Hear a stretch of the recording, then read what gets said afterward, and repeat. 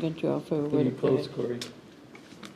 Father in heaven, we come before thee at this time in thanksgiving for all that thou hast given us. But we pray, Father, at this time for all those who are sick with COVID in our midst and abroad, related to our families. May thou bless them all and give them the health they need to carry on. We pray also, Father, for the local family that lost a loved one. May thou bless them with peace. And pray, Father, that thou give us wisdom to go through this agenda and be able to be cordial and respectful, even when we horribly disagree. And we pray for this thing, humbly in Jesus' name. Amen. Amen. All right.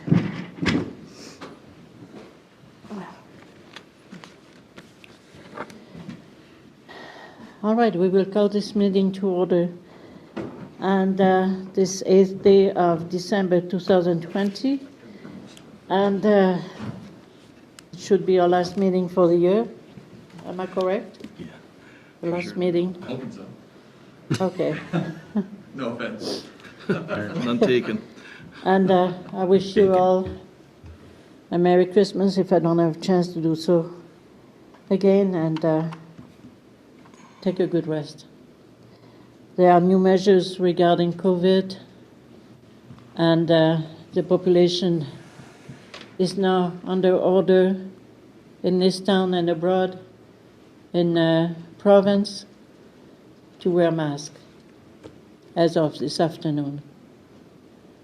So please make sure that although that you are around, understand that if they cannot self-distance properly, they should wear a mask, beside using other proper measures such as hand washing, sanitizing, and distancing, which is very important. All right. So thank you to the media for being here and broadcasting that, and for the newspaper. Thank you so much. We have an agenda. There was an addition that was given. Do you have that addition in 7H, it's all in their packages, yes. 7H? Okay. Yes, it's the letter to the Blood Tribe Chief and Council. Yeah, okay. Thank you. All right. We have a call to order. And the agenda is ready to be adopted. Yeah, I make a motion to adopt the agenda of this day, the 8th of December. Thank you. All in favor? Thank you very much. We have no delegation at this point. There are meeting of the 24th of November, Councillor Court. I make a motion to adopt the minutes of the regular council meeting of the 24th of November 2020. Okay, all in favor? Thank you very much. So, bylaw and policy, if you remember, Councillor Selk, you made 2 recommendations to council. Do you want to transform them into motions for us?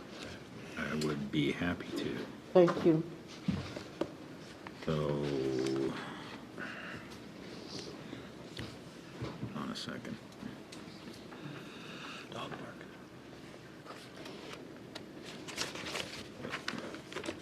Councillor Selk, maybe this would help you. Please. Do you No, have I'll it? just make the motion that Okay. the recommendation regarding the Dog park. dog park be moved from a recommendation to a motion of council.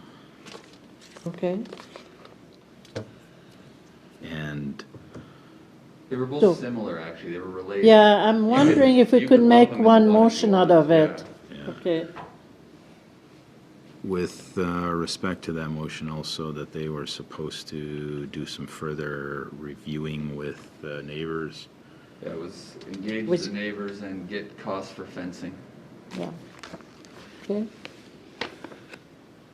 So it's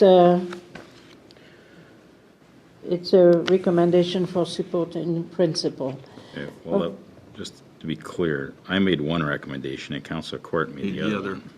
But Yeah. I can make them both if you want, Feel But, free. one motion. yeah, I think you did that. Are you okay, Councillor Court, with that? Yep, you betcha. Thank you. Okay. Okay, all in favor? Thank you very much. All right. So on the 6B bylaws 1649, we already have done the first reading, first approval of that bylaw. We can do second and third. Councillor Selk? Move second reading of bylaw 1649, electrical distribution bylaw amendment. Okay, any questions? All in favor? Thank you. And I need third. Do we No, have you- to, no. just, Just okay, you. make a motion to, third reading of bylaw 1649, Okay. electrical distribution. All in favor? Thank you very much. All right, so on the 6C, there's this big item on the agenda is the budget. Jeff, do you want to take it away? Give me just a minute. Trying to keep my thoughts organized tonight. I've typed up some pre-meeting notes. We'll see if I can keep it on track. That's the goal. So you got another set of 11 by 17s in front of you. Since we last met, there were very few changes. We had a couple of actual costs come in, or at least actual quotes for the year. But not much has changed since you last saw this. I do have a summary document that I want to go over in a minute, but we'll get there in a minute. You don't have it yet. Just checking. Okay, so I'll just talk you through the changes since November 24th, which again, I think there might be 2 or 3. On page 3, and I know these colors aren't starkly different enough. There's a stack of kind of purple color, and then the very last one's a blue one. Kevin Phillips has just been kind of trying to predict the solar farm revenues a little better. It didn't change much. It had a small little change to it. That wasn't anything too major. And then over the page on page 4, we had the new amounts from the pension company. So we just tweaked a few little dollars there. Again, nothing major, but we got that where it's going to actually be. And then other than that, there wasn't another change until page 14. I don't know who's dinging and ringing there.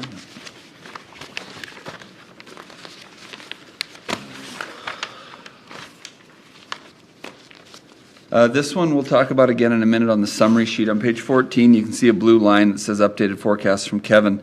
It's the distribution access tariff, and this one's interesting because you just passed a bylaw that did not change the rates of the distribution access tariff, but you can only control the rate. You can't control consumption. Right, and so what Kevin is predicting is they thought this year with COVID was an unusually in some areas and some users, the consumption was quite low, and they predict that to go back up. So again, the rate didn't change, but some people's consumption will change. And so that's why he was tweaking that back up based on predicted consumption. And we'll talk a little bit about that more in a minute as well. And if you go over to page 15, and then I think that might be it. Page 15, there's a blue line there. There's no description in it, but again, it's that major utility capital reserve line. It's the one we used to try and balance, and it's low this year to balance the budget. It's at $30,000. Now, my hope is, and we are anticipating, that we will have some surplus not related to Gulf that we can help prop that up potentially. But it's, normally we were trying to be at, we've been able to put about $200,000 a year towards major utility capital for the last 5 or 6 years, and to balance this budget, we've only got $30,000 in there. So that's the one we kind of flex. And then other than that, we had, oh, there was one more. Again, it was just an estimate that is more actual. Page 18. In the middle of the page, there's one that says per updated cost estimate on page 18. And Bart has just been working on some of those capital, getting better quotes in. And so we've been tweaking the amounts as the quotes come in. And you'll see this again, as you know, when we do mill rate, we'll have a lot more actuals. We'll have quotes that we can go on that are closer to the time of purchase. And that's everything that we changed since you saw it November 24th. Councillor Bengry, go ahead. No, go ahead, Jeff. I'm just going to ask JD to pass out another 11 by 17. It's what I did is, and I'll give it some preamble.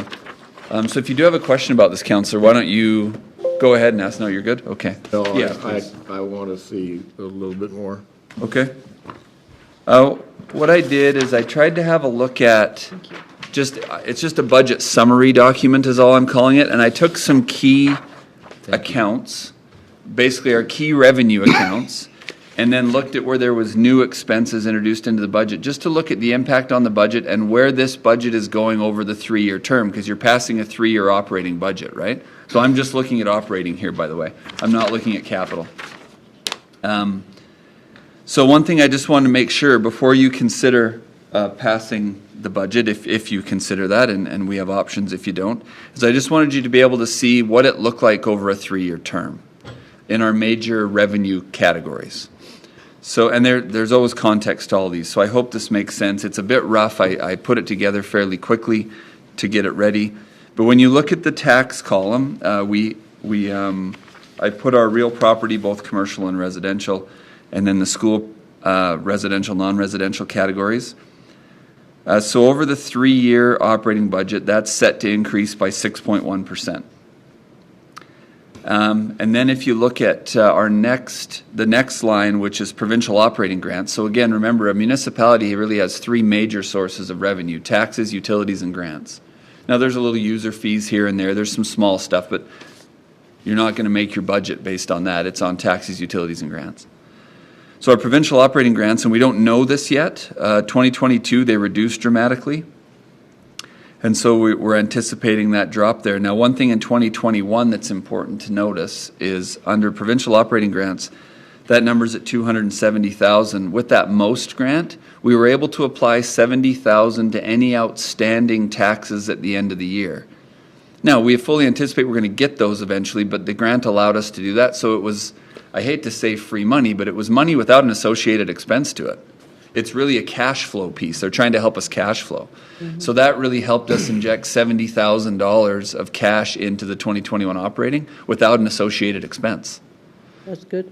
Which helped us balance the budget. But that is a one-time, well, it's this time. We don't know what it'll look like forever.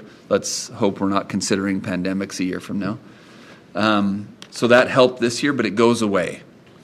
And we're also nervous about what MSI operating looks like in 2022, 23, 24. That's a number that's always been in the budget since we started this process. So we've balanced based on that lower amount. But it comes with some other trade-offs. And then the next category, oh, sorry, Mayor. Can I just say something? Yep. At the AUMA kind of video chat that I had, and at the Mayor's and Reeve 2 days later, Barry Morishita made it very clear, don't count on extra money. It's not happening. And the warning is quite stern, actually. And I told us to go back to the letter that was sent to from the ministry and to read it carefully. So, Councillor Bengry, you were on the AUMA webinar, right? Yes. So we heard, I was on that too. I watched it from home, and Barry said the same thing. Now, I've inquired. I sent an inquiry to AUMA to see if, and I don't mean this to accuse Barry, if he's speaking out of school or if he has some evidence to show the decreases that he's suggesting, because I've never seen anything. So I phoned AUMA the next day and I said, did I miss a memo? Did I miss a letter?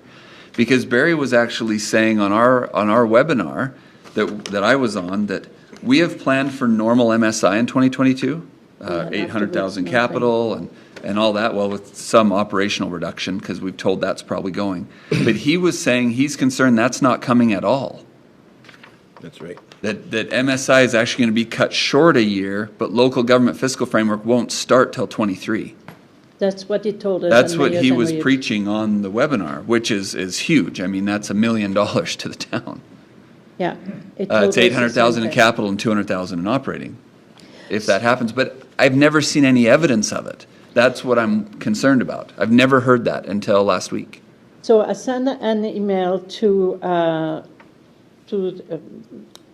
the Mayors and Reeve secretary, Jill, and asked her if she could provide us more evidence to that fact. Yeah. Because I'm a little perplexed myself, and he would not cite sources.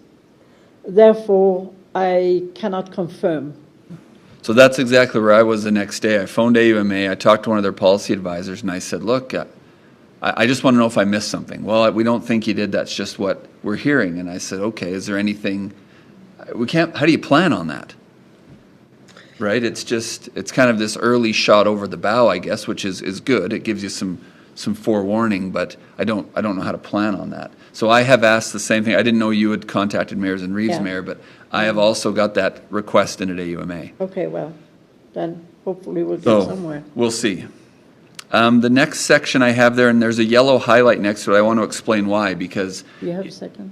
oh, sorry, was there a question, Councillor Bengry? Yes, on that webinar, they talked about RCMP policing more download. Correct. Can you give us any information on that, Jeff? Yes, in fact, I've got it on here. If you don't mind, I'll come down to that line here in a Okay. bit, and I'll Thank speak to that, because that was another inquiry I put to AUMA. In fact, I have an answer from them on that. I'll read just verbatim, so I'm not miscommunicating it. But this next section highlighted in yellow, what you might notice is those numbers under 2021 aren't actually the numbers in your budget, and let me explain why. Utilities, again, you have control over the rate, but you don't have control over consumption. Right? That's always a bit of an estimate that we have. So in your budget, the numbers are a little different because they were factoring in consumption. And I tried to normalize it a bit because you can't control if it's a hot, dry September and consumption's high. But I wanted to look at what you can control. So what I took was 2020's budget and then simply multiplied it by the increase in the rate in the bylaw.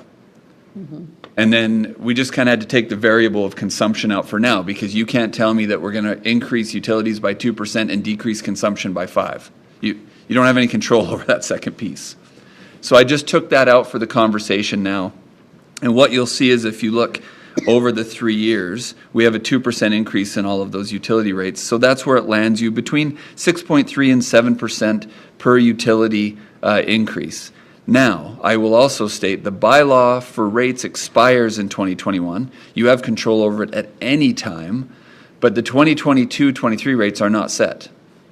So you as a council in this summer will be grappling with those utility rates going forward and how that should look. But it's the operating budget was balanced on those increases over those 3 years. That's how we got to that point. So I just wanted to be clear on that. Then I put as far as new funding, new money, the county rec grant, so that's gone up. It's stable over the 3 years. So that's new money that was introduced into the budget. 96,000 in new money, because 40,000 was already there. But there's 96,000 in new money. So that's in there. Transmission and distribution. This again is a difficult one to show the trend, and you'll notice, and you would be right to tell me this is an error. In 2021, I have a 5% increase, but you just passed a bylaw that had no increase in rate, and that's absolutely true. That number could be 0. When I ran this by Kevin Phillips, he said, truth be told, that the 3-year change is probably going to be 9 to 10%. Oh, So he said he anticipates some bigger changes in 22 and 23 coming down. So he says your 3-year number is probably good. But your year 1's high, but your year 2 and 3 are low. So I just left it there for now. Policing requisition, this is what Councillor Bengry was alluding to. I'll see if I can find that email. But what I have in here is what we know. is that 72 to 108 to 145 to 217, which introduces by 2023 $145,000 of new expense, or a 200% increase from where we were in 2020, which nobody appreciates. And so Barry had brought up at the AUMA webinar that in his conversations with RCMP and Councillor Selk, I know you have a lot more context on this too, by the way, and we'll explore this more in January. Councillor Selk and I have had a texting conversation about the province's endeavor to look at a provincial police force and how that might affect these expenses going forward. It's just early, I would say, is fair right now. It's not really known yet. But Barry was saying, based on his conversations he's having, he's expecting the year after 2023 to be 20% higher, again, for policing costs for the rural municipalities. So, that's just, I mean, I love to be full of good news for you. That's just one of those other pieces. So, sorry, I can't control it, but I'm the messenger. I'm the messenger here, and just trying to show that that's already had that was a 200% increase over 2020, which was at zero just in 2019. Yeah. Right? So we've seen that just dramatically go up. And so that's introduced a lot of new cost. And then indoor rec facility, I just put my numbers in blue there. I wasn't putting an increase because we were starting at zero, and those percentages just look ridiculous when you start at zero. So I was just showing what percentage that expense is as a percentage of total taxation. And I want to talk a little later on, you guys have read, I just want to get a better feel from you as a group about how you interpret ICF and those new expenses and all that. We'll talk about that a lot more later. So I didn't put it as a percentage increase because it's a stable number across the board after 2021, sorry. But it's just a percentage of taxation. And then reserves, just to show how that always fluctuates based on our surplus. I was just kind of showing what we were taxing for reserves in each of those years. And I don't really have a commentary on those per se, simply because sometimes at the end of the year we have the opportunity, and knock on wood, I hope we do, we have the opportunity to shore those up if we have a small surplus at the end of the year. But I never know that from year to year until that comes. So I just wanted to give you a snapshot of the budget main categories for you to consider and chew on and ponder on before you passed it. And you all know that you always have the opportunity to amend this between now and mill rate time. I mean, at the end of the day, it's when you set your tax rate that this has to be fairly solidified. But you guys have to grapple with the political economic environment on this, right?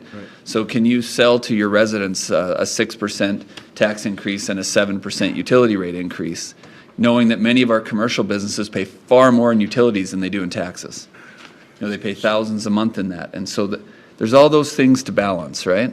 But I hope, and I did it just to try and give you a glimpse of those major categories, because they get lost in the 500 line items when we do the budget a lot. And so I hope it's something that just gives you a bit of a perspective on the 3-year budget. Councillor Bengry. Jeff, with this information, it concerns me that to approve this budget. Now, you say that we have to have an approved budget by when? Today. What? No. Oh, no, not this one, mill rate. So you must. Mill rate budget is when? Yeah, you can't set a mill rate unless you have a budget that you're deciding you're going all in with. And that you just is have to. when? March? We present that the first week of May, but it's usually determined in April. Then, Mayor, with all of the ifs, ats, questions, I would consider making a motion that we operate on an interim budget at this point in time. Okay. Now, I have heard from some of you individually, and I thought this might be a part of discussion. So Section 242 of the MGA says that you are required to pass an operating budget.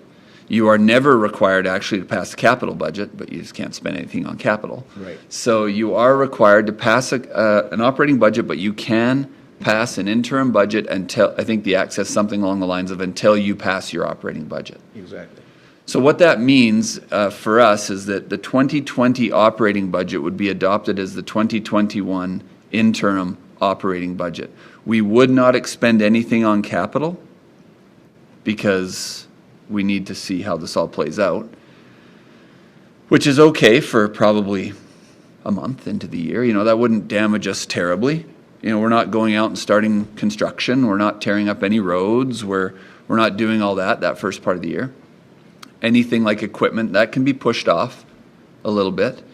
So we would simply operate very carefully under the 2020 operating budget, and we would avoid any, what would you call them, operational anomalies. So if we had some large operational we were planning in 2021, we would just sit tight until we got everything ironed out. That's how I would approach an interim budget. And you've done it before, by the way, not you as a group, but the town council has done it before. 3 budgets ago we did. Councillor? I guess I just don't understand.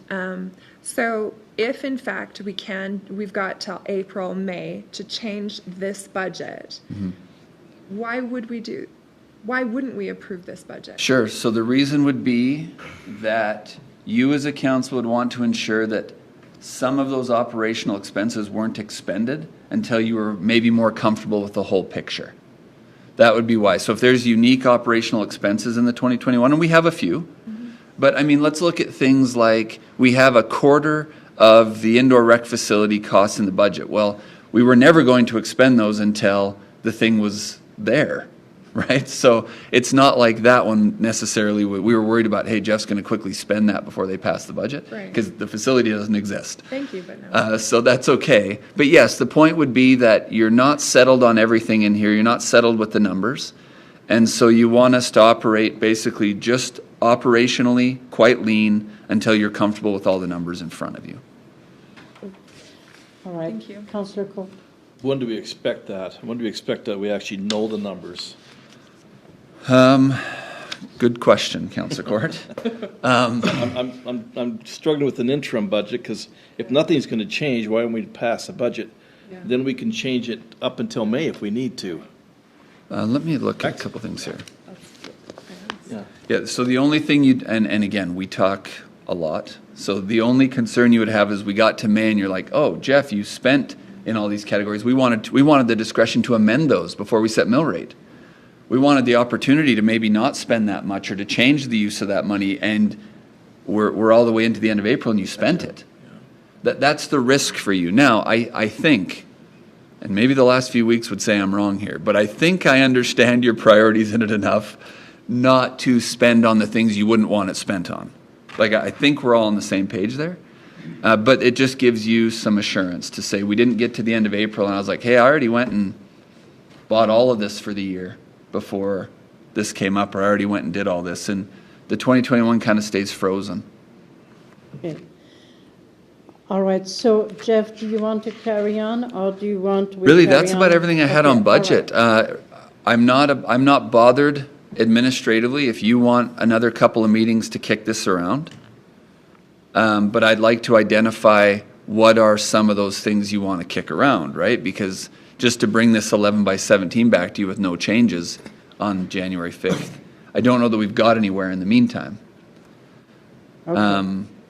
But I do understand there's some of you that just have a general level of discomfort with the budget because some of the numbers, big numbers, are still reasonably unknown. And that's okay. Go ahead. So when we talk about some of those big numbers that are unknown, the elephant in the room is the rec center? Is that what are we kind of I would talking suppose so. about? Again, I can't speak for you all individually, but of course it's a big one. Yeah, and Yeah. we don't know if it's going to, I mean, if we do our survey, we don't know if it's going to be a go or not. The other ones, Councillor, is we don't know what we just talked about. I don't know MSI operating in 2022. Yeah. I don't know if it's gone. I don't know what MSI capital in 2022 looks like. It might be reasonable that we do know that by April. I don't know that. So there is some of those key provincial transfers that are ambiguous as well. So if MSI is gone, how does that affect Big our time. present budget, right? So like, I mean, Yeah. we put away $1 million for a facility, Yeah. and yet you're talking about 270,000 and 800,000. We might lose that money. There's $1 million. altogether. That's $1 million bucks. And in the current, let me grab so I'm not telling stories here. Give me one So second. that doesn't make me feel real comfortable, especially if it's a it's an anomaly that we can't pin down and say, yes, there's going to be money there, or no, there's not, right? Yeah. That's a concern to me, but.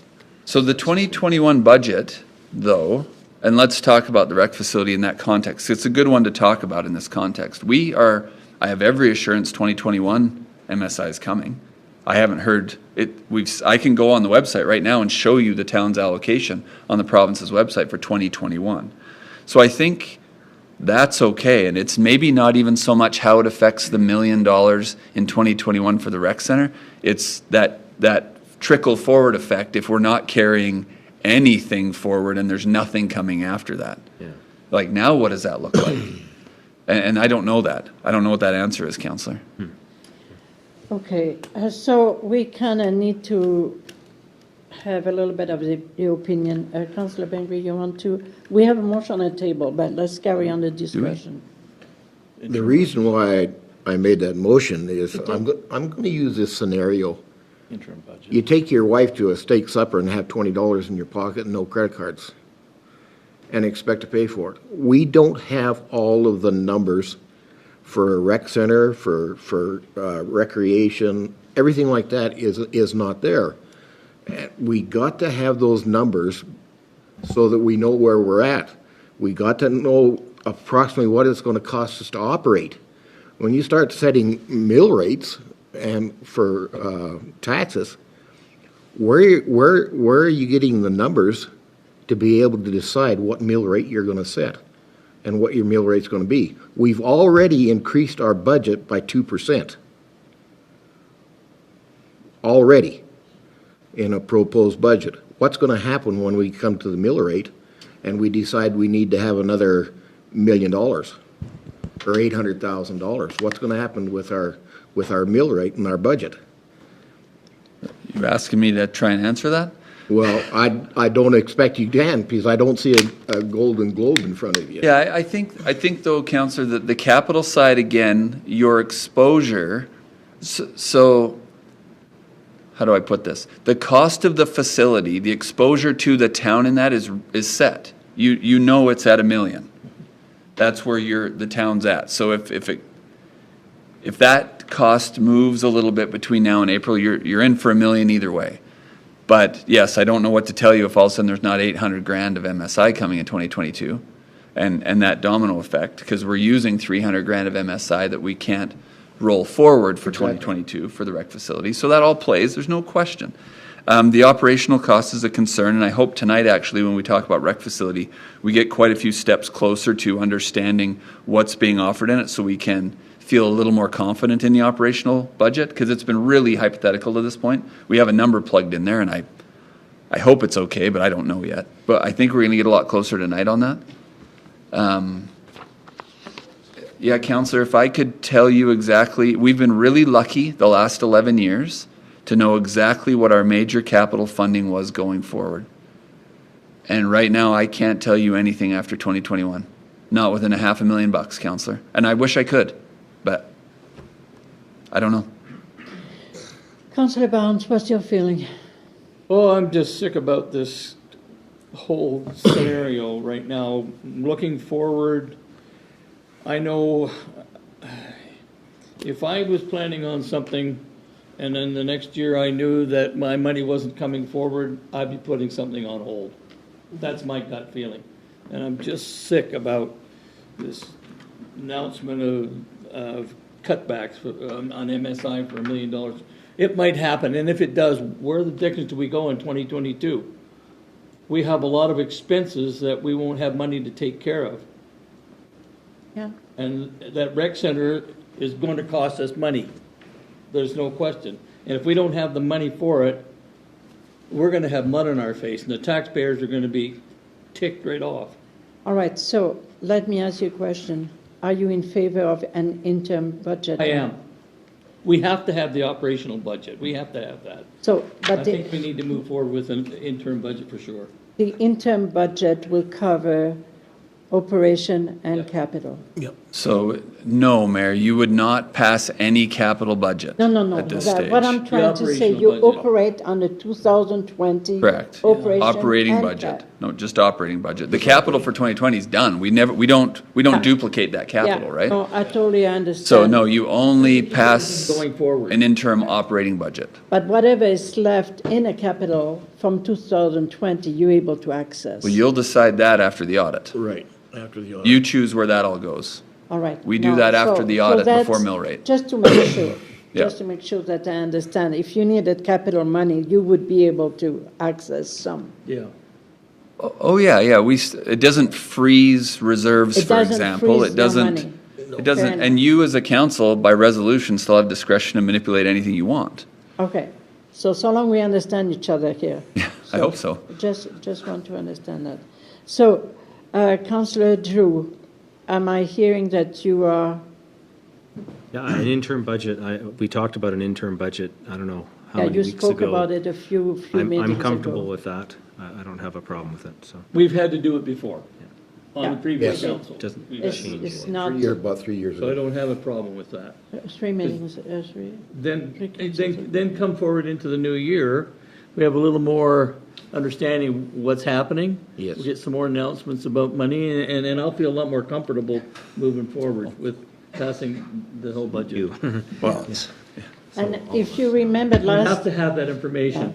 last time when it happened, there was a change in government, Yep, and they had not announced the MSI, that's right, and we had to wait. that's right. Yeah.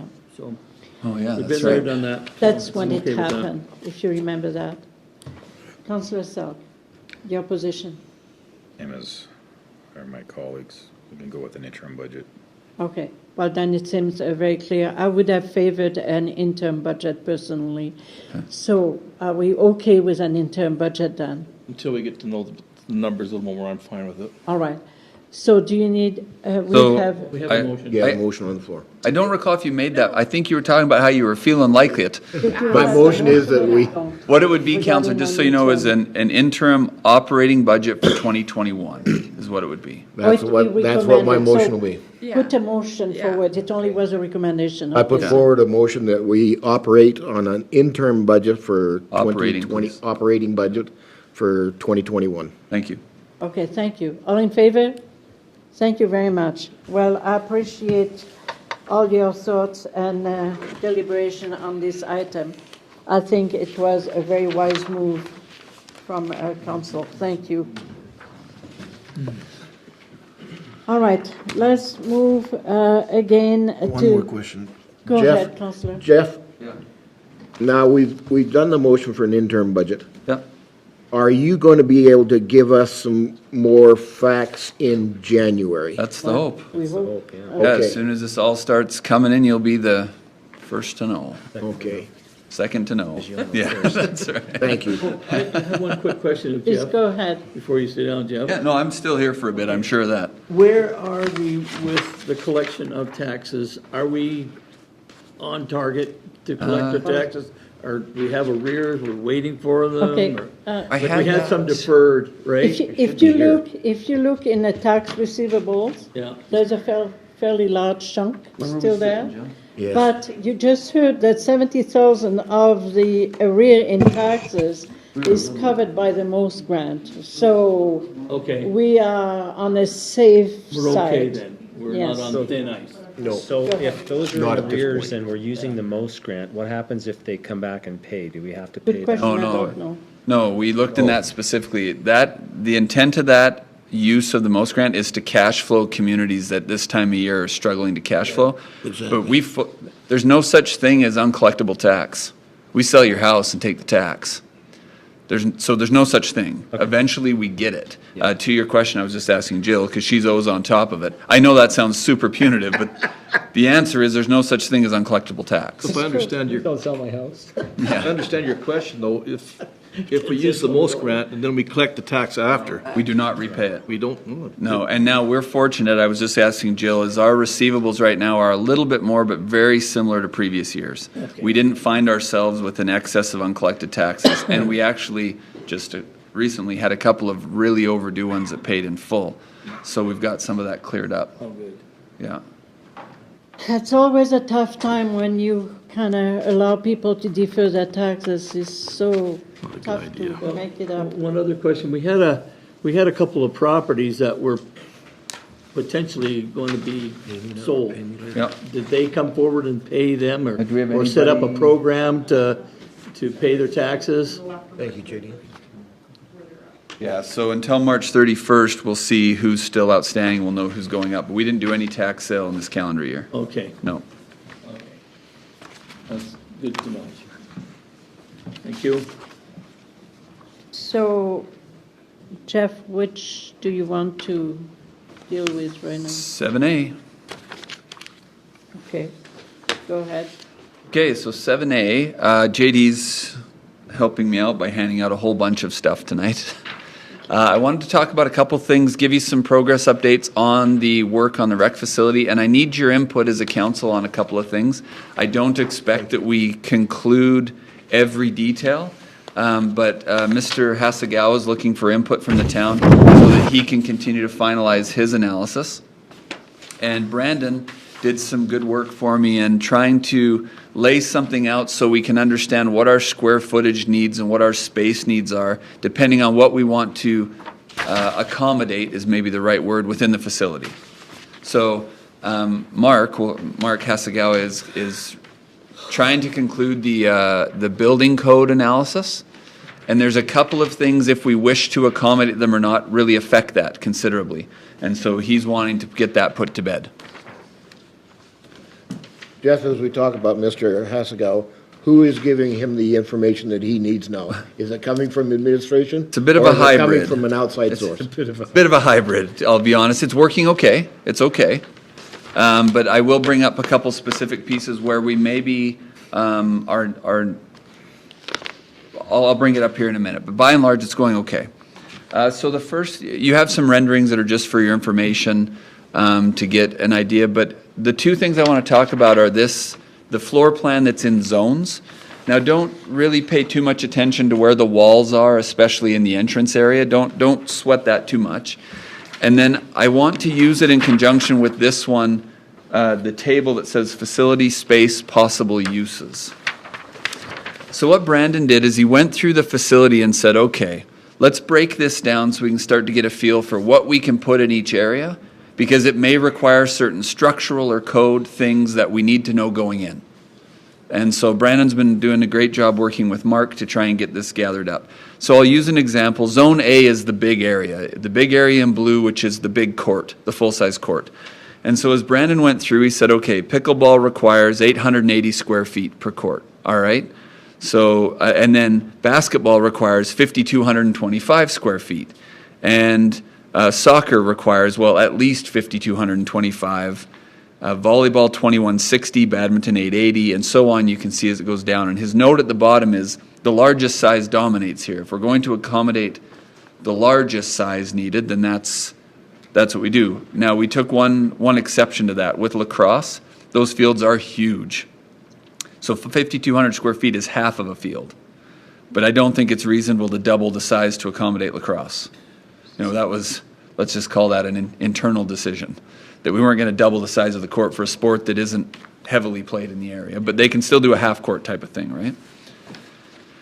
And then you get into Zone B, which is that area which is beside the court. And so you start looking at things like bocce ball and pitching mound, batting cages, seating for the court, however that might look, archery, horseshoe pits. So it looks like that area needs to be about 1,700 square feet to accommodate the biggest use, which is court seating. So Brandon was saying whether that means there's some slide-out seating that comes off that wall, or whether it's simply chairs, or whatever that is, we don't know yet. But we probably need that much square footage to accommodate a reasonable amount of people. Zone C, which is really just the track. That's what that is. And then some storage. Zone D is the front. Now, this is the one that Mark is especially looking for some guidance from council, and I even know there's one on here that I saw that I think we've determined isn't happening, but that's okay. Because this one, and to Councillor Bengry, to your question, I'll give you an example. So in this front area, one of the things that Mr. Schaefer is pushing for is to make provisions for a commercial kitchen. For But- what purpose? Well, to be figured out. But what Mr. Hasegawa is saying, your fire code ratings for all your doors, your walls, everything changed dramatically. And he says, I can do the analysis with the kitchen in, but it's very different than if there isn't one. You know, if it's washrooms, change rooms, main area, common space, then I only need 45-minute fire ratings on the doors. I only need, you know, et cetera, et cetera. But as soon as you put a kitchen in there, everything goes to 2 hours. Did he say why he wanted a kitchen? No, I haven't spoken to him about it. It's just he's been phoning Mr. Hasegawa and requesting that be considered. Councillor Selk, do you have any idea? I think his thought process behind the commercial kitchen was it could be rented out to different groups who are, I don't know if FCSS has a program where they're teaching cooking and that sort of thing, or there's other groups that want to teach cooking in there. It could also be used as a concession area if you had tournaments going on. But that adds a tremendous amount of cost. Well, and we doesn't it? don't know that number, Mayor. He just, from a code point of view, it Okay, so changes it's just the a code piece, is right? Looking at codes. I think it goes without saying it adds cost. Don't get me wrong. I don't think you just build a commercial kitchen for the same price as open space. That goes without saying. But even just to provide for it, you don't want to decide 3 years later we're going to gut the whole place, fireboard it, put in different doors and windows that are all the right rating. That would be a terrible expense. So he's saying, I just need to know if I'm providing for it up front, and I'll give you the consequence of that. And he's looking for a little direction on things like that. The other thing we have in there, for example, is daycare. I think we've kind of talked that that's probably not in. It carries with it some code and staffing requirement things as well. But it was on an original list, and we're just trying to exhaust everything right now. Okay. The challenge you have here, we all have here, is trying to be all things to all people. And we just can't. I just don't think we can. I shouldn't say that we can't, but boy, that's tough. That's really tough. Councillor Bengry? So Jeff, a question before we get into this, as I look at it.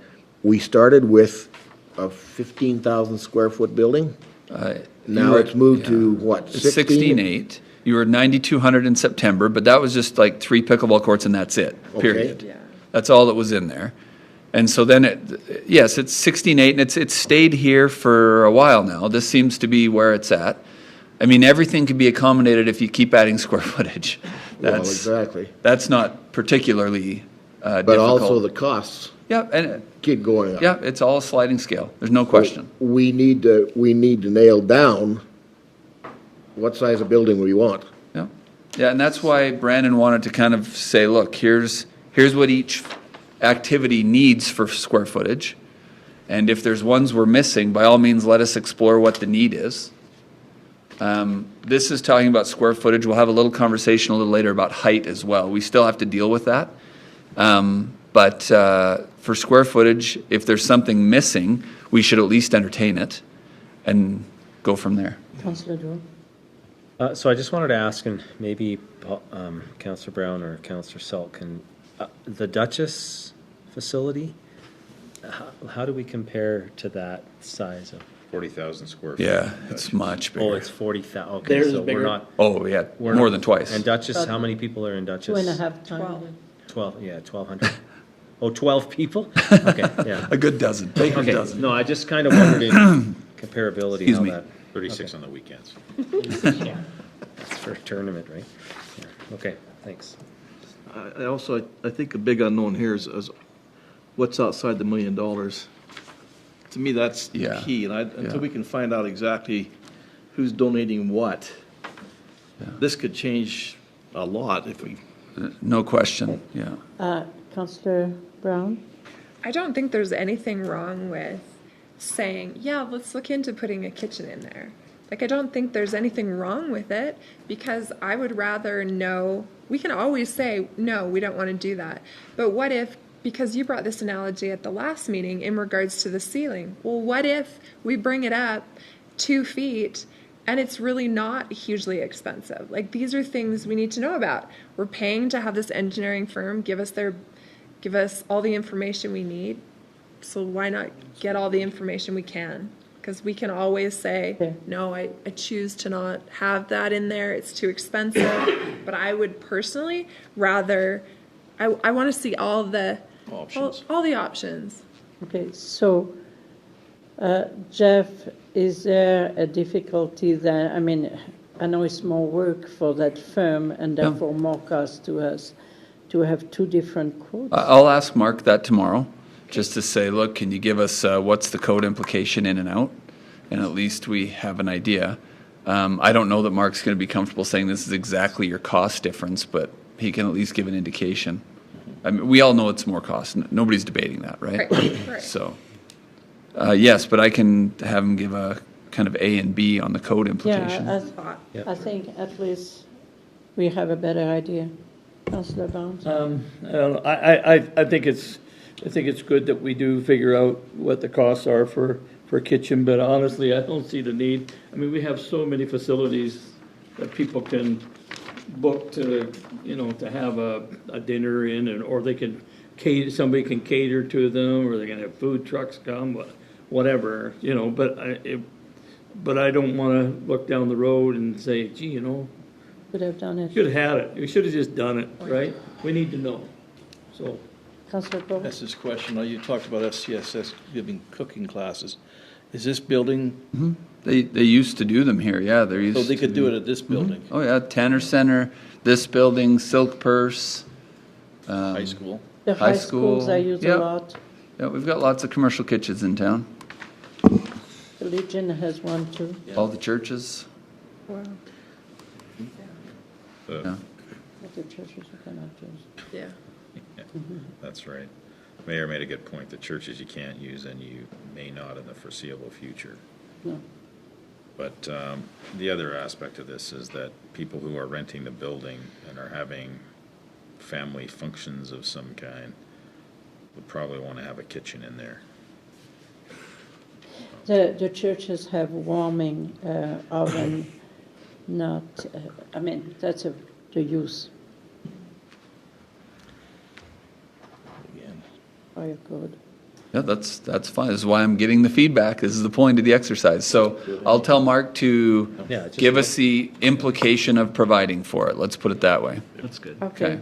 And the other one? What was Well, the other issue? I'll just give you an update on, we've had not a lot with you, but internally we've had a lot of discussion about capacity because it affects so much of your washrooms and your egress doors. And, this is a building that's big enough. I think the total capacity is somewhere around 1,900. But then you have to have 23 stalls in the women's washroom, which nobody is suggesting is reasonable for what the normal use would be.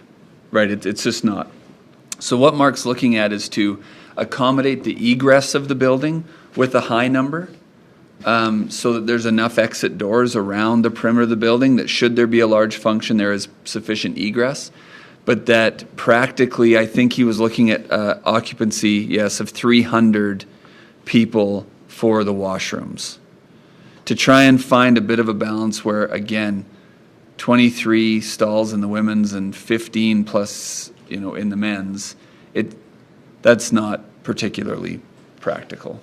So he's trying to strike a balance where we would have to post a capacity of 300, and then any exception to that would require some type of permitting from the fire authority, is what it would be. Initially, we were balancing between 1,900 and 100, and that was such a gap, right? That was so difficult to get your head around.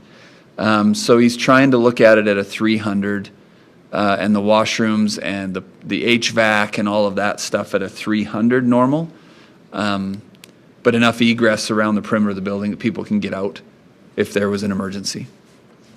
So that's currently what he's looking at there. I guess for me, it's just back to, and even if you have some ideas on this over the next few days, is what we should be trying to accommodate on the list. And are there things on the list we should just discount? And I know that's a matter of opinion, and there's 7 opinions around the table right now. But is there things that, to be frank, can we remove the daycare? I feel like we're kind of all on the same page with that. Should be out. Okay, so that's good. We don't need to consider that as far as the code requirements and those kinds of things. This also helps to try and bring together the operational cost analysis when we get to that point too, right?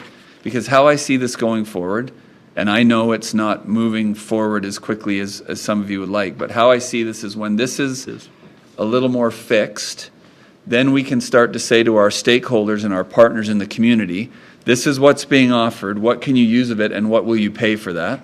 Now we start to know what those revenues look like, because I'm nervous about the revenue number in the budget, to be honest. I know what our pickleballers have told us, what they think is a reasonable annual amount, which is great. So we know there's a stakeholder who we kind of know what that number is.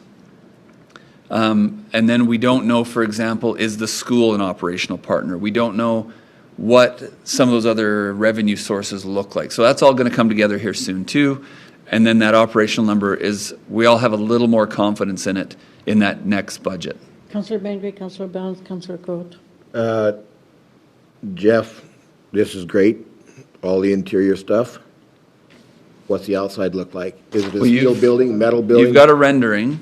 Obviously, this is just conceptual. It's just, It is a metal-clad building with, I know in the rendering, the gentleman, Wild, his name's on the bottom corner.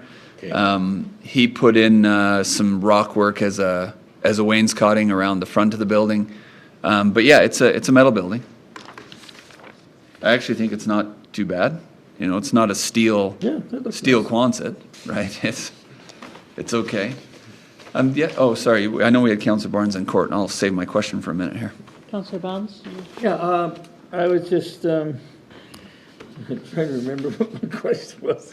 Oh, yeah, Councillor Brown, you had your meeting with the school division. Yes. Okay, how did that go? Is there any commitment level there yet? So their next meeting isn't till next week, is my understanding. So that's what I So it was can an tell you. introductory meeting then, Correct. basically. They asked a schwack of questions to myself and Councillor Selk, like I reported last meeting, and all I've heard back is they have more questions, and Councillor Selk and myself said we were happy to answer those questions. Yeah. But I haven't I can speak to that just a little bit. I don't have an answer, by the way. Oh. I was talking with Peter Wright, just tidying up a couple details on something unrelated. And he just asked me, he said, what do you think about myself and maybe the board chair coming to one of your meetings in January, just to sit in the meeting and have some back and forth on what expectations look like and what our participation might look like and all that. Be fair. And so, but he told me, he says, my board hasn't decided anything because we're meeting again next week. That's what He says, but my feeling was that it might do us well just to get in a room together in January and go through things. So Great idea. you might hear that from him soon. Okay, sounds So, good. Jeff, is that possible then to have him when we have our CCW possibly? And we'll have to make a decision whether or not we're having an in-person CCW. I mean, Guess we'll see my in 4 office weeks. has got to start working from home starting next Monday and all those things, right? So we need to have some of that discussion here soon too. So at least for the next 4 weeks, well, it'll only affect one meeting between now and 4 weeks.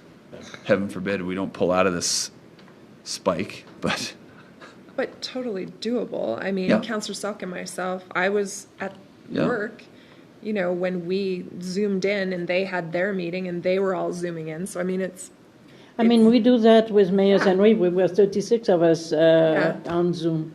I'm saying we don't. Different, but I'm just it's saying, doable. I don't think we need to be canceling meetings. I say we have the oh technology. yeah. Let's get her done. Yep. I agree. Yep. I totally Sounds good. agree. So the other thing, sorry, was there another question? Councillor Court. Just Sorry, again, Councillor? it can't be all things for everybody. I've had several people talk to me about an exercise weight room. We know what the West Winds pays us at the pool, correct? Yep. And if we moved them up here, we'd get the similar funding for that here. Yeah, we're just moving funding. There's no new funding. I don't know how, I understand that. Yeah, it's just moving I don't know how funding. big Zone E is. I have people saying that they would use it if it was there, they wouldn't if it wasn't. And I don't know the implications, how big a room they need, how much Yeah. space, if we can put it in those Zone E ones there. We know Those are there's things, Yeah. you know all that? I know I haven't talked to, I guess it'd be Kelly for, and tell me if this is the same. I talked to him a long time ago about it. And it was, they're always open, would love a new space, but they like what they have and it works for the club. And if the price was the same, then why wouldn't they look at it? But if the price has to be considerably higher, then they're fine where they are. is kind of when I talked to him, but that was a long time ago. So- Councillor No, Drew? no, I'm Okay, good. Councillor. So I talked to him, I could be wrong, within the year, I've talked to him. He Yeah. gave me how many square feet Yeah, yeah. that would be ideal for them. He's all about getting it out of the basement because they wish they were wheelchair accessible. That was their main thing, is getting up, getting above ground so women could feel a little bit safer, because not all of us feel safe going down in there. But yeah, he was super excited about, and he actually sat on our rec board for Right. a lot of years Yeah, and was right. super excited about having a weight room in our rec facility, so. Maybe it was well trying to, One last thing, if I can. I'm just looking at increasing the usage of this building. This would be a great way to have the usage. If we can put that in this building, Absolutely. then the usage just increases and we can get more people, we can get more members paying membership, everything else. So. Come as a delegation. Do you, council, have any strong opinions on the height? Now, why I ask that is Brandon's going to go measure the ceiling height of the high school this week just to see. So to give you some context, if I'm correct on this, the ceiling in the gym is 20 feet. So you would be challenged with a few of the sports to play it in there. Well, at least you're not taking any last-minute three-pointers from center court. That's for sure. But you know, Brandon did look into with the A building to go up 6 feet. The structure only changed about $30,000. Now, I understand there's some HVAC implications, there's a number of implications. In talking to Mark, it doesn't appear that there's fire code implications. The fire code changes at your second story. So once you're over 10 feet, then it's a different fire code situation, but it doesn't change again at 25 or something. I'm sure it does at some point, but it's not between 10 and 30, I can tell you that. It doesn't change again. So when we look at things like volleyball and basketball, and again, I don't know what the high schools is. Brandon's going to go check that out if we can get in there. I'm asking But- the phys ed teachers right now, they might know. Okay, he was just saying it looks like this gym ceiling here is 20, to give some context if you're in there. So, Councillor. sorry. Go ahead. So my boys and girls all played volleyball in gyms where it wasn't 20 feet and the ball would get stuck in the rafters or whatever. I mean, It does here all still too, yeah. so. So like, are we looking at having a premier facility where we're within that regulation? We're not going to be having a semi-pro volleyball No. league or anything like Yeah. that. I just don't know that that's going up that much more and adding $30,000 is worth it, but that's just my own opinion. Okay, what's the opinion around the table? Councillor Barnes? I played a lot of basketball in this gym down here, and I guess the thing about this is it's not an open beam thing, it's closed in, but I never saw a lot of people hitting that roof with volleyballs and basketballs. Was that peach basket time there, Councillor? Pardon me? Was that peach basket time? Or we? They didn't throw it so high then, that's all I'm saying. Maybe, but I mean, there was a lot of basketball played in that gym before. I know there was.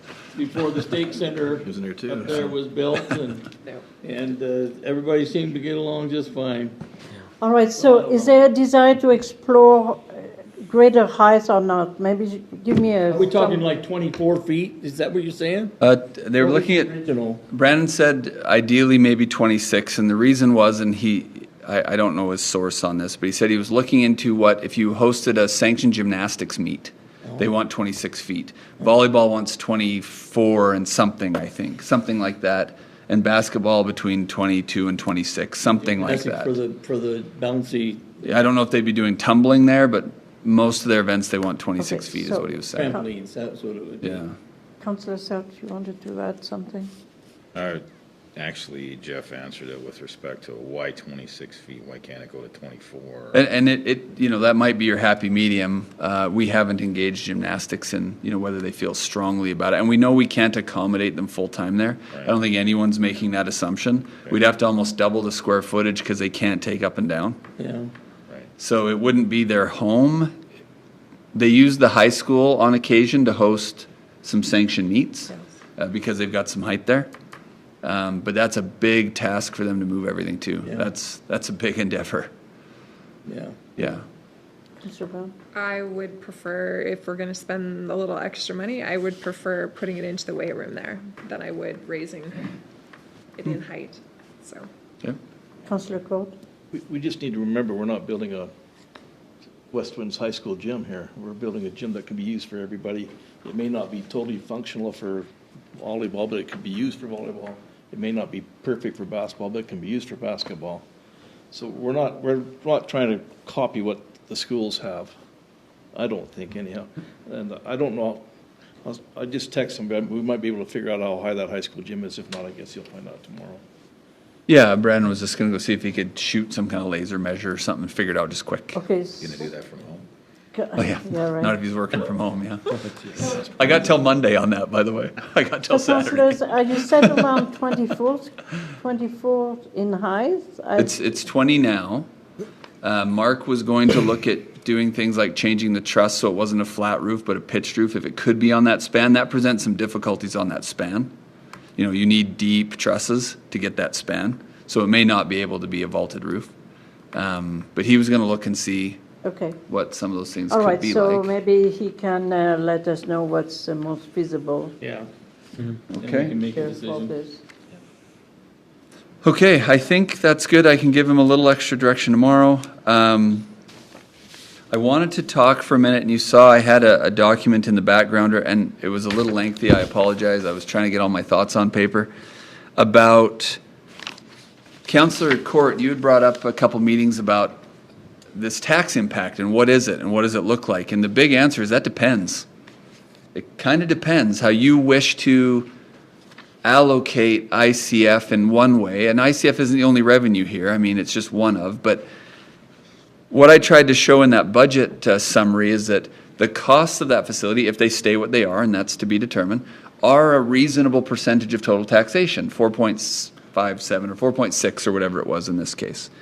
So it is a reasonable amount of taxation for the new expense of the facility.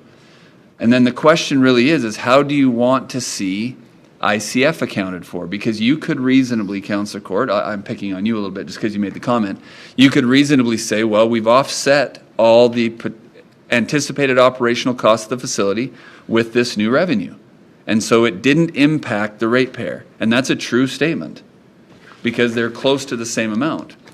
The question is, and Councillor Selk, we've said this in a meeting 3 or 4 times now, there's this philosophical debate about then you really can't, if you're going to say that, you can't tell the ratepayer that we have relieved you of some of the expense. You're still going to get taxed for all the county users of the facilities. That's what you have to tell the ratepayer if you're going to tell them that ICF is paying for the new facility. You can't have both. So it's a very interesting situation there, and I just want a little feedback on Okay. how we approach that administratively. Councillor Court, you're going to give your feedback. I like to give some feedback also on this one. In just a minute. Again, I think what we don't talk about enough is what kind of revenue stream we're gonna have in that building, through rentals, through people paying to use it, all that kind of stuff. We don't know what, for example, if we got the weight room in there, what they would be paying for it, what people would pay for a yearly fee if they wanted to use it all the time.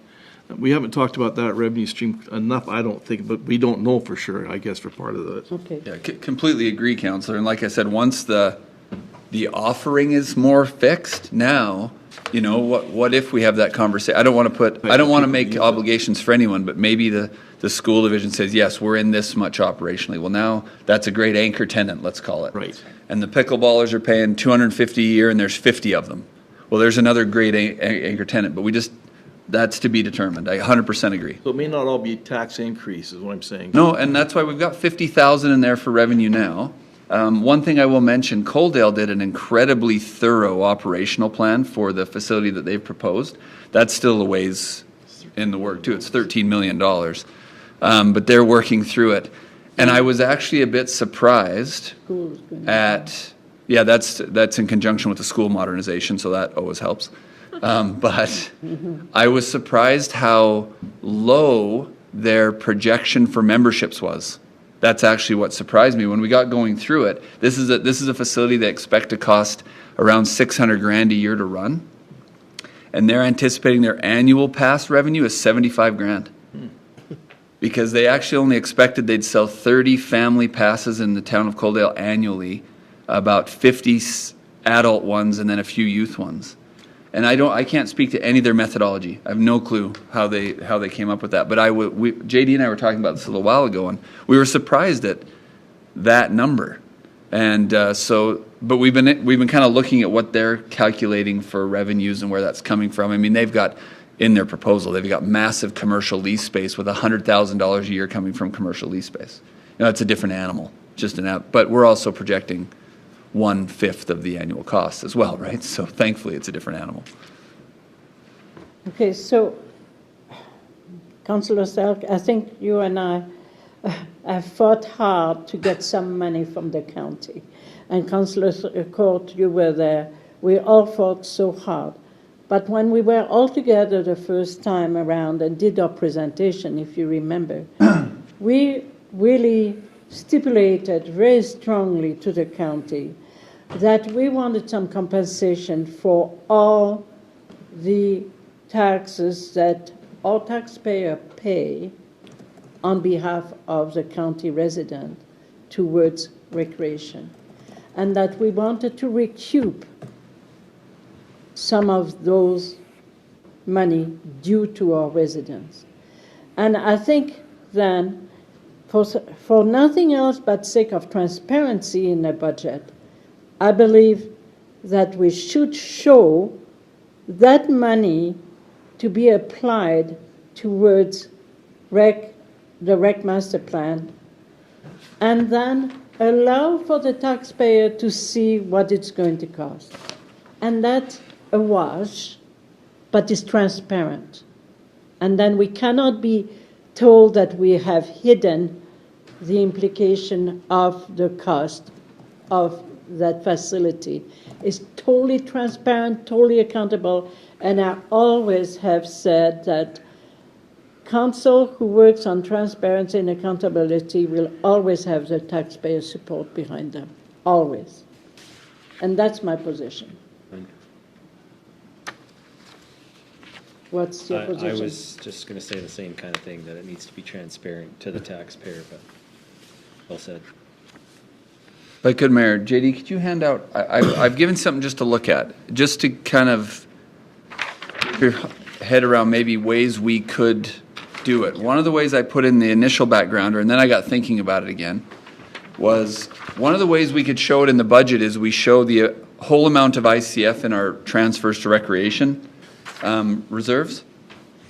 But what you see in front of you is excerpts from the budget under Parks, Pool, Ice Center, and Recreation.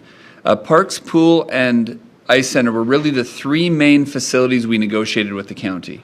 And we negotiated 25% of our net deficit of each of those facilities. Yeah. One of the ways you could, and I was just working on this yesterday. You could show, if you wanted to, in each of those categories. So under our parks material, actually let's use Ice Center material. It's a little more consistent. You could show in 2021 the exact credit in the spreadsheet we used with the county in that account, then all the expenses, and then the net of what you're taxing your residents in that category. Mm-hmm. So that's what the budget would look like. It wouldn't have the peach line across it, but I just did that to illustrate. You would show a credit in the expense account that you were getting from the third party, and then showing them what you're taxing them, the difference for that facility. It's one way to do it because we did negotiate around specific facilities. It wasn't just a lump sum saying, here's a big number, how about you give us a percentage of that? That wasn't the negotiation. It was parks, pool, rink. And there is some miscellaneous in there, by the way. And then lastly, you negotiated, I say you, the three of you, you negotiated a specific depreciation number. Yeah. So you negotiated a specific percentage of total parks and recreation depreciation, which you could, again, hypothetically at the very bottom one there, you could put that amount in the budget as a credit, then what you're intending to tax the residents to go to reserves, but only tax them the difference. Now, I fully recognize as well as anyone that any credits or income you put in the budget simply offset any expenses you put in the budget. At the end of the day, no matter where you put this, it has the same effect. It doesn't matter on the bottom line. But it really is this question of, do you want to be able to say to, and again, no one's asking you this, by the way, but you can say, look, no, in our budget, we credited $27,000 from the county to the pool.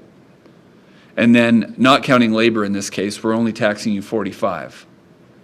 Plus the labor, I didn't put all the accounts on there, I just grabbed one of each. But so you could do it where the whole lump sum is in transfer to recreation reserves, which is what was in my original thing. And we don't have to decide this tonight, by the way.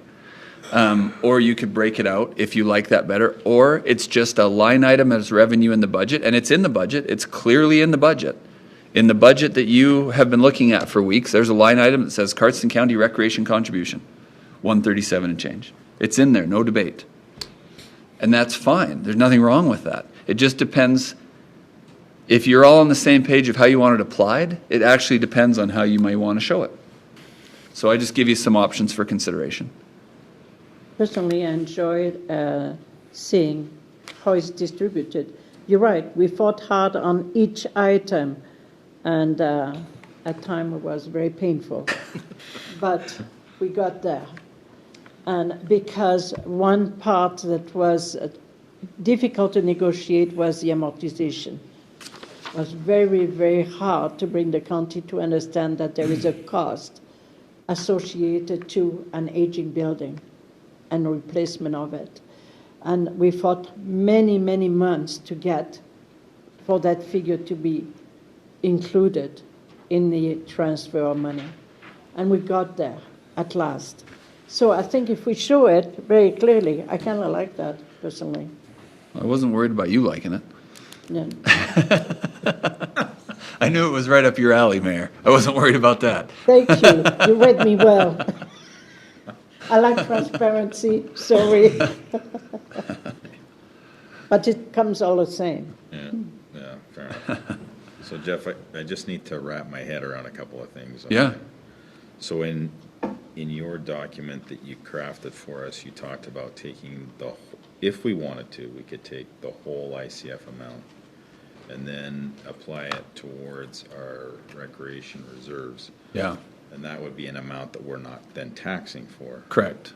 So is that, because on the one hand, you're saying anything we gain goes towards expenses, but in this instance, you're sort of implying that this is what we're putting in, so there's a commensurate reduction in taxes.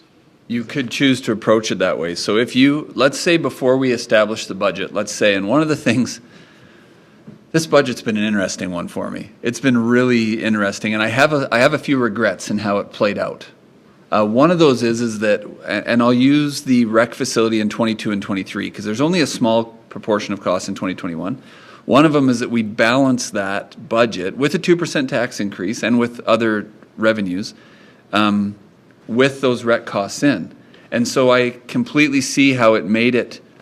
If I'm a councillor sitting around the table, I'm saying, well, Jeff, don't be telling me there's a 4.5% tax impact here. We just balance the budget with a 2% increase. So don't be giving me that story. I totally get that. Yeah. Had I taken a step back and said, okay, I'm going to, just for the sake of conversation, take 100% of ICF, put it against Parks and Rec expenses, so you're not going to tax that amount. I'm going to leave the budget unbalanced to the tune of what we think the operations of the rec facility will cost, and then I'm going to bring it to you to try and balance from there. Then it would have been more clear. Because what we've done is we've introduced an expense that almost matches the ICF amount, and so it really, frankly, didn't impact it because we had new revenue. But if we didn't have new revenue, then we'd be trying to figure out how to come up with 4.5% to balance. So my thought was that if we took, for example, if you look on this page I gave you on the last column, in 2021, let's use 2022 because the full amount's in there, but in 2022, we're planning on taxing $265,000 to satisfy the demands in the rec master plan. Now, actually, we know that in 2021, we're taxing to go towards the rec facility. We're using it in year. So 2022 is a good example. We could effectively say, no, we're gonna tax $137,943 less than $265. And now, if we didn't introduce those new expenses, you could be considering, a bit of a reduction in taxation. We've just introduced corresponding expense.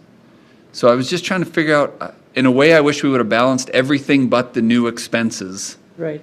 So taking everything that was consistent over the years, balanced on that, and then said, hey, here's all the new expenses in the budget. It's a percentage of labor. It's a percentage of all this. Okay, council, we need to know how we're going to get there. Because if I had done that, you would have been looking at a 4.5% reduction. But we didn't. We lumped all the inflationary costs of every department, labor, everything else that's come up, and said, hey, we got you balanced with only a 2% increase. Right. Okay. So, Because now you've cleared it up for me, because I was trying to wrap my head Yeah. around all that.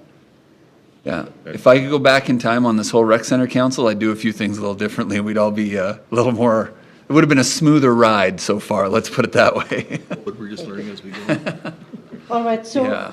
Council, give me a little bit of a sense. Are you comfortable with disclosing things in a very transparent manner? Absolutely. Okay, well, there you go. Yeah, say no, I dare one of you. I dare one of you to say no. For real? Bill, you got your pen ready? I'll streamline comment. Out of the paper. Going to closed session. Loaded question. I say, man, that's a question with a gun held to it. Great question. I might say. Okay, Thank you. We needed Yeah. that. That was good.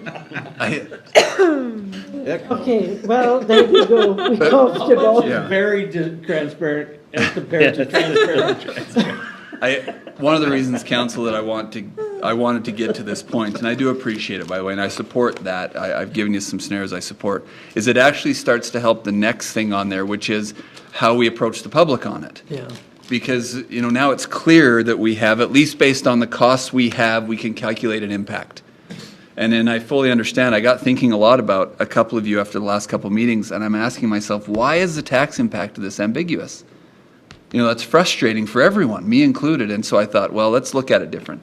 So now I think we can start to approach how we engage the public on this a little differently. I don't think we can hang our hat on the exact number yet, because we all know it's a bit hypothetical, but we got a range.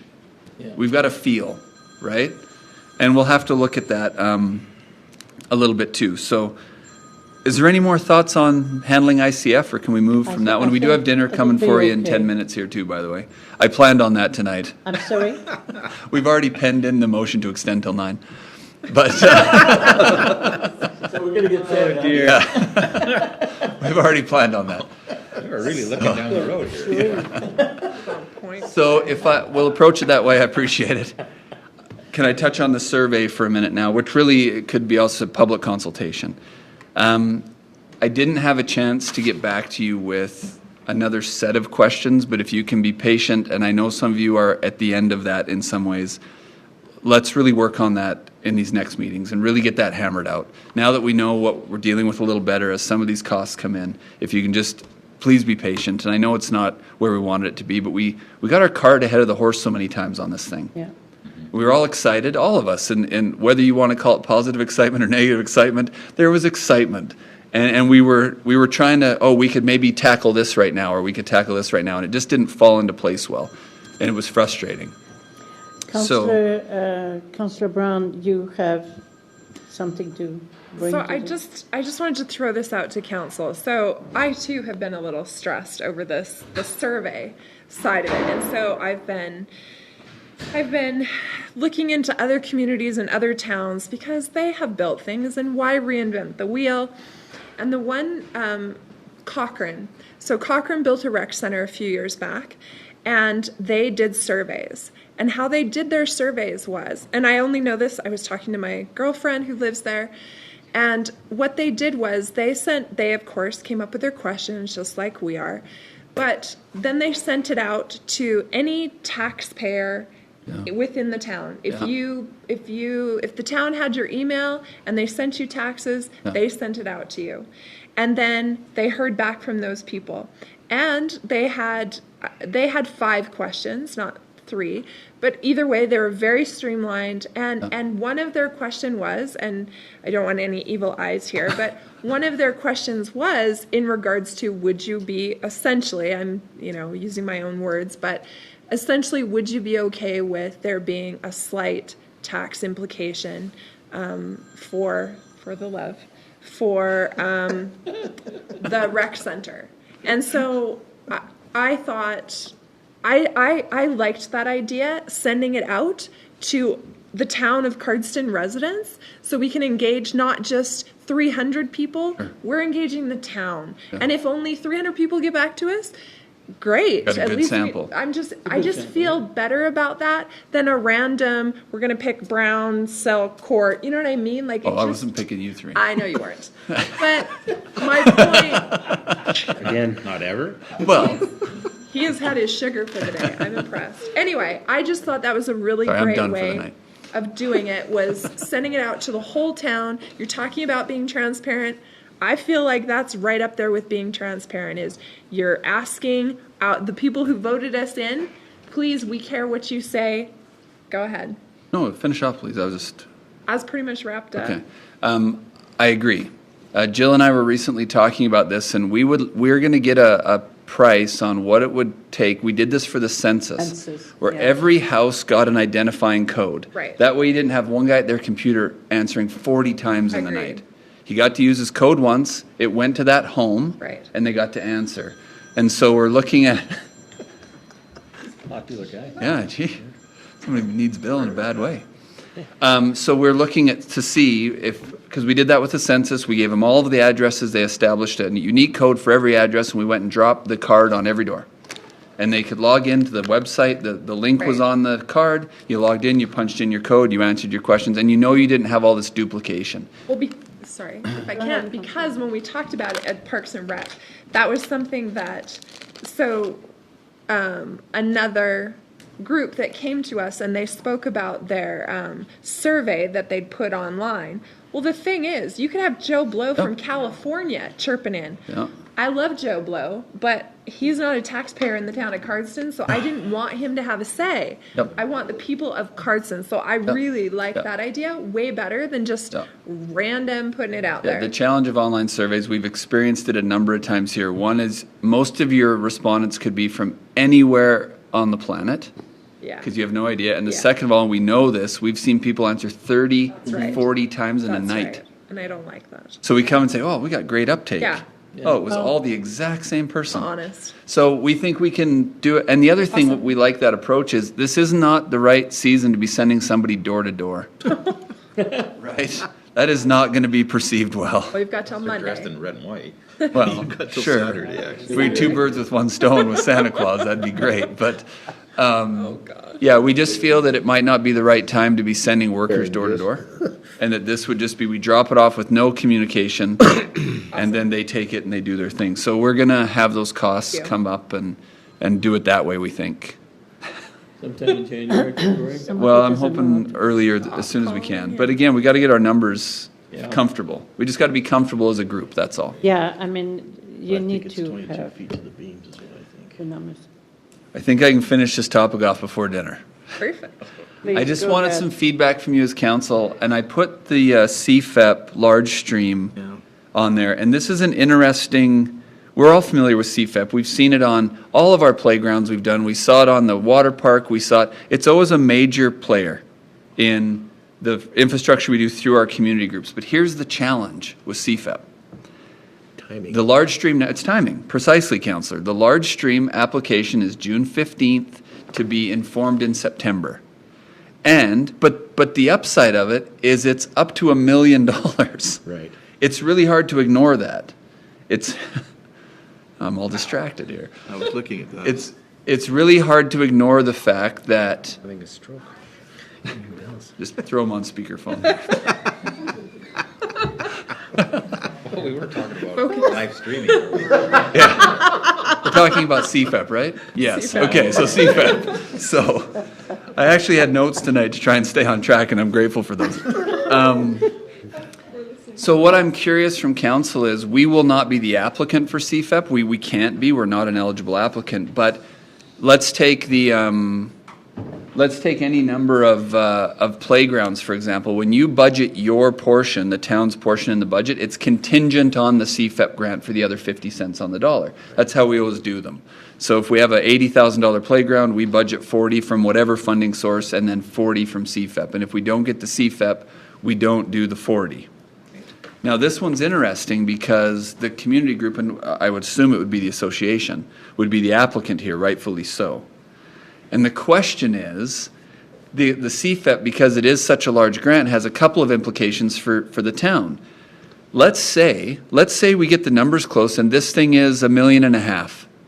Let's say we kind of get this thing where we want it and it's $1.5 million. I think it's low, but it works good for my math because it's an even number, so go with me. So it's $1.5 million, and we could hypothetically, if we got 50 cents on the dollar for that building, is it that it's now 1.75 or is the town's contribution 750?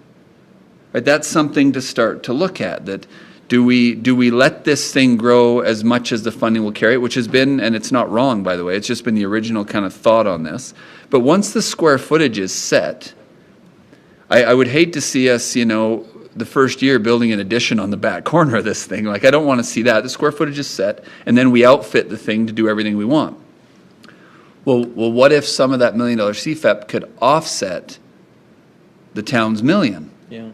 What if it reasonably could? Now, I suspect it won't. I suspect we could easily spend $2 million. I suspect we could easily spend this thing into the $2 million range quite readily. That's been my contention from the beginning, that square foot price is just too low. So I suspect it's $2 million. But the question is how do I word this best? It's not because it's difficult, it's just we could potentially, let's say the county and the school board come on side with capital contribution and we have the town's $1 million. We could start construction on this thing in the spring. We could. But do we forego what Cfep could offer because we can start earlier? Does that mean we should? That's where I'm struggling. So even if we have 1.6 million in hand and can build it, do we at least see if we can get 800 grand from Cfep? Is that not something we should at least try? Absolutely. So I'm struggling with just kind of getting a feel for your opinion on the timing of it. Councillor Crowe? You've been around it a lot longer than we have. What are the chances that we get a CFEP grant? So Cfep has been good to the town of Cardston in my time with the town. It really has. Now, there's been changes, so I can't speak to it as well as I used to. The lottery fund department is gone. It doesn't exist at the province anymore. It's been rolled into, I don't know, it's a different program now, but the funding remained. But just like our earlier conversation, if I have any confidence telling you the amount of funding going to Cfep is remaining the same, Yeah, I don't. no. I don't have the first feeling on that. Yeah, I think my only concern, Jeff, is we would probably be successful in the small CFEP Maybe. world at 125. And I think the town's been successful in that 125 category, Correct? but going up to $1 million, Yeah. No, I'd have a hard time thinking that they would look favorably on us. I don't know. Do you remember, Councillor Brown? Did you get 400 for the soccer park? Yep. So I know they did. They swung a big one there. But we were pretty sweet. Well, they schmoozed Lindsay Black. the Lindsay like Yeah, we I'm did. not I prepared to remember do, but I am. Well, she is. so He came He to was town the too. minister responsible. correct. Was he responsible for CFEP or? For Yeah, it was under his portfolio at the time. Oh, yes. yes. Yeah, and that was great. That worked really well. Recreation or something like that. So there's just this timing piece, right, that I would hate to see us say, hey, everything came together really quickly, let's go, and we left 600 grand or 500 grand or heavens, even 150 on the table. I don't know. I just wanted to feel as whether do we say early on to the group, to the association, hey guys, this is an integral piece of the funding puzzle. Because one of the challenges with Cfep is you cannot commence the project prior to the funding. application being fully received and done. Yeah. So that's one of the challenges on timing with it. Okay, Councillor Drew. Can I just ask a question? If we find out in September that we have the ability to do this, and we get a grant, and let's say half of us aren't on council and the other half decide, no, we don't want to go ahead and do this, is that a possibility? Can they change that? Of course, I won't put the next council in a box. Yeah, it's their money. But it's the same story. If the building is not completed by then, they could say stop it, I would. which would be crazy. That's tougher. But we would That's tougher. have a mandate from our taxpayers saying that they want this. Right. And that's the Yeah, difference. well, that's the Yes. hope, isn't it? Yeah, well, that's what we hope Well, will happen. that's the That's whole the survey. idea, and I honestly believe that if if there is, personally, I think that if there was an election where people are voted in on that platform to protect the building of a rec center, I would be hard-pressed to think that that council would say, forget it. I would be hard-pressed to believe that. So this isn't something we have to conclude tonight either. I've been really thinking about the CFEP and its potential in the project. And you as a council have had CFEP contingent projects in the past. The water park was one of them. Yeah. That was one that they were a major funder. Councillor Brown, go ahead. Just trying to get the right words. Sure. So we also could use this for the golf course building, could we not? Correct, yep. And that association can apply, so you can't have two applications for the Double same dip. project in a fiscal, but, But I'm saying, No, I'm just go ahead. saying that if in fact we wanted to start earlier with the rec center, we could still apply for the golf course. If the golf course building wasn't started yet, come June, we could use that money for then the golf course building. a change is difficult because I can tell you right now, golf courses are not prioritized near recreation. That was just my CFEP question. isn't a fan of golf courses. Okay, okay. Because they see that they should be able to generate their own revenues Okay. better. They have a better opportunity to generate revenues in a rec facility. Okay. That's how they look at Okay. it. So it would not be a foregone conclusion that they would allow us to transfer that money. Okay. I would be uncomfortable with that until we got something concrete from them. Like if we were to go to CFEP and say, here's the plan. We got project A and B, we're gonna No, make. that's not what I meant. Oh, though. sorry, that's what I interpreted. Sorry, Councillor. What I meant was, if in fact we decide as council to not use the CFEP for the rec center Yeah. because of the late start, we could then apply for the CFEP, just let me ask, we could in fact apply for the CFEP for the golf course building? Oh, yeah.